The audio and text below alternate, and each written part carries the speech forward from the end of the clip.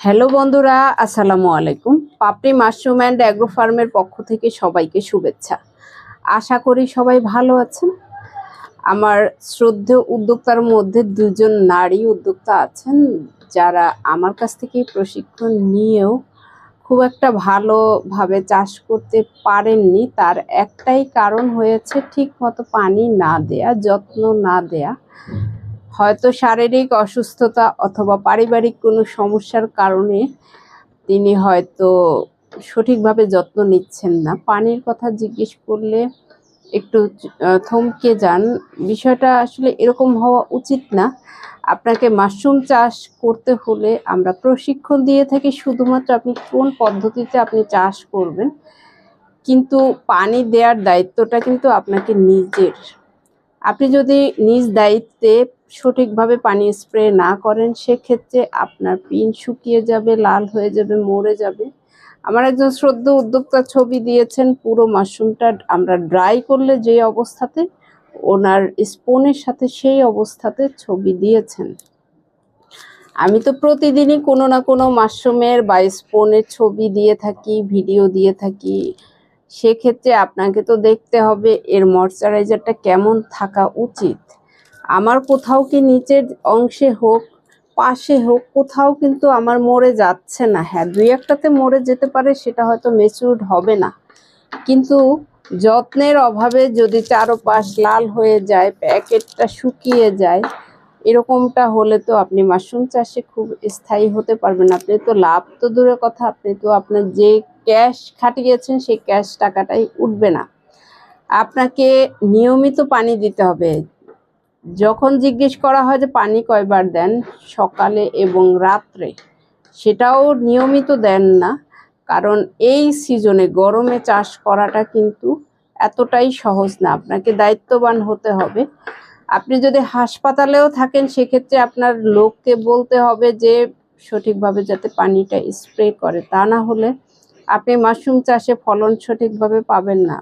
যে ছবি দেখিয়েছেন সেটা তো বিক্রি তো করতে পারবেনই না, কিন্তু আপনি নিজেও ওজনের দিক থেকে ঠকে যাবেন। গরমের সময় আপনার স্থানকাল পাত্র ভেদে প্রয়োজনে 2 ঘন্টা পরে পরে পানি স্প্রে করতে হবে। সেটা আপনাকে বুঝতে হবে যে কতবার পানি স্প্রে করতে হবে।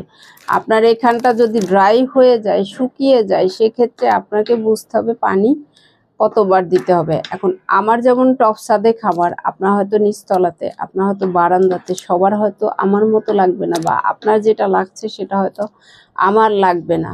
আপনাকেই বুঝতে হবে যে আপনি পানি কিভাবে স্প্রে করছেন। আমি পানি স্প্রের ব্যাপারে সতর্ক সবাইকেই করে দেই, বিশেষ করে যারা আমার উদ্যোক্তা না তারাও দেখে শিখতে পারেন, যাতে সেজন্য ভিডিও আকারে দেয়া হয়। কারণ আপনি যদি সেলুনের ওই স্প্রেটা ব্যবহার করেন সেক্ষেত্রে পর্যাপ্ত পরিমাণে সে পানিটা পাবে না। আপনি যতবারই দেন সেটাতে হবে না। সেটা আপনি ফলন আসার আগে দিতে পারেন, কিন্তু ফলন আসার পরে, বিশেষ করে পিন হেড আসার পরে আপনার যত্নটা সঠিকভাবে না করলে আপনি মাশরুম চাষে স্থায়ী হতে পারবেন না। সে বিষয়টা আপনাকে বুঝে মানিয়ে নিতে হবে।